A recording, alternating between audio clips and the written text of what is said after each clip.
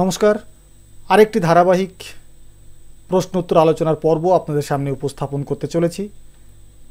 স্বাভাবিকভাবে এসএলএসটি 2025-এর জন্য যে প্রশ্নোত্তর আলোচনা চলছিল, আজকে তার 19তম পর্ব। এই 19তম পর্বে আমি আলোচনা করতে চলেছি প্রতিশ্রুতি মতো, সেটা হলো বাংলা প্রবন্ধ সাহিত্য। তো এই বাংলা প্রবন্ধ সাহিত্য আলোচনা শুরু করার আগে আমি আমার এক দর্শক বন্ধুর একটা প্রশ্নের উত্তর দিয়ে নেব। তিনি জানতে চেয়েছেন, ভিখারিকে ভিক্ষা দাও, এখানে ভিখারিকে কোন কারক? আমার মনে হয় যিনি প্রশ্নটি করেছেন অবশ্যই উত্তরটি জানেন। ভিখারিকে ভিক্ষা দাও উত্তরটি হবে কর্মকারক, গৌণ কর্মকারকে কে বিভক্তি। কিন্তু প্রশ্নটা আড়ালে আরও একটি প্রশ্ন লুকিয়ে আছে আমার মনে হয়, যে কারণে আপনি প্রশ্নটি করেছেন। কথাটি হলো যে এটি সম্প্রদান কারক নয় কেন। এই উত্তরটি বলার জন্যে আপনাকে একটা ইতিহাস একটু জানতে হবে। অবিভক্ত ভারতবর্ষের ঢাকা বিশ্ববিদ্যালয়ে মান্য বাংলা কোনটি হবে, কলকাতার বাংলা নাকি ঢাকার বাংলা, এটা নিয়ে একটি অত্যন্ত গুরুত্বপূর্ণ সেমিনার হয়েছিল। যে সেমিনারে কিন্তু উপস্থিত ছিলেন আচার্য সুনীতি কুমার চট্টোপাধ্যায়, রামেন্দ্র সুন্দর ত্রিবেদী, রামমোহন রায়, মহামহোপাধ্যায় হরপ্রসাদ শাস্ত্রী, এমনকি স্বয়ং রবীন্দ্রনাথ ঠাকুর। সেখানে বাংলা ভাষার মান্য রীতি কোনটি হবে সেই আলোচনা প্রসঙ্গে কর্মকারক এসে পড়ে বা কারক বিভক্তি এসে পড়ে। সেখানে ভাষাচার্য সুনীতি কুমার চট্টোপাধ্যায় জোরালো সওয়াল করেছিলেন সম্প্রদান কারক বাতিল করার ক্ষেত্রে। সেখানে তার যুক্তি ছিল, সম্প্রদানের পাত্রকেই সম্প্রদান কারক বলা হয়, কিন্তু মুখ্য হয়ে ওঠে সম্প্রদানের বিষয়টি, অর্থাৎ আলোচ্য বাক্যটি যদি ধরা হয়, ভিক্ষাটাই এখানে আসল, কাকে দেয়া হচ্ছে সেটা নয়। কিন্তু সম্প্রদান কারকের ক্ষেত্রে ভিখারিকেই সম্প্রদান কারক বলা হয়। সেই কারণে সুনীতি কুমার চট্টোপাধ্যায় সম্প্রদান কারকের একটি আলাদা ক্ষেত্র আলোচনার করার কথা বলেছিলেন। আর বর্তমানে যে সম্প্রদান কারকের উদাহরণগুলো আছে সেগুলিকে কর্মকারক বলেছিলেন। মূলত দুটি কর্ম বিশিষ্ট বাক্যের গৌণ কর্মকেই আমরা সাধারণত পূর্বে সম্প্রদান কারক বলেই জানতাম। নিশ্চয়ই আপনারা উত্তরটি পেয়েছেন।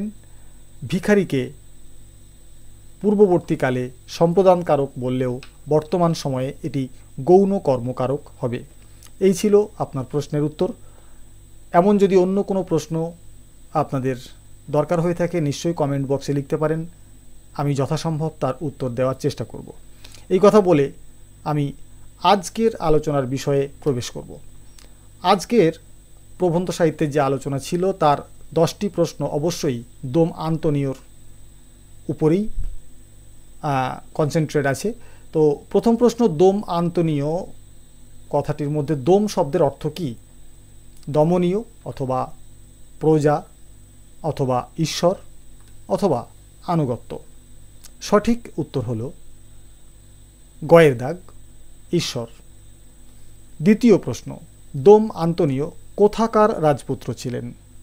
গোয়ার রাজপুত্র ছিলেন, অথবা ভূষণার রাজপুত্র ছিলেন, অথবা ভাওয়ালের রাজপুত্র ছিলেন, অথবা নাগরীর রাজপুত্র ছিলেন?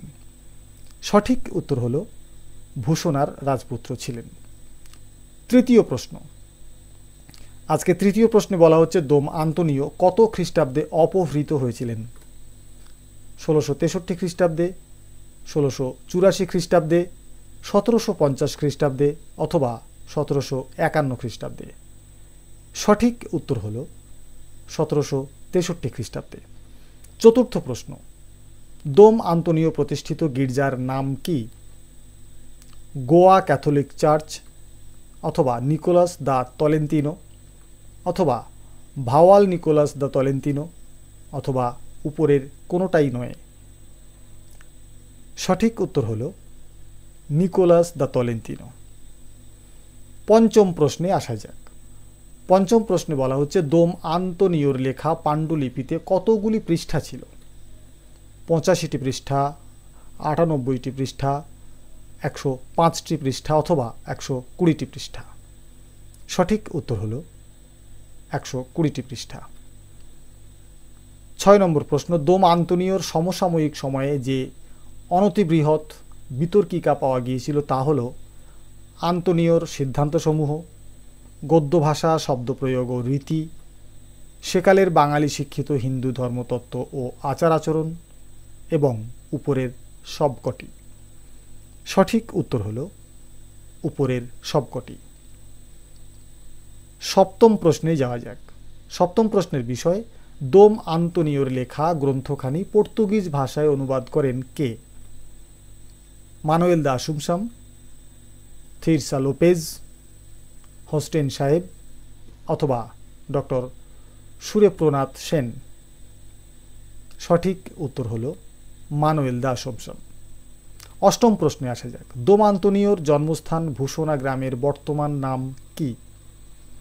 খুলনা, বরিশাল, পাবনা অথবা ফরিদপুর বা যশোর।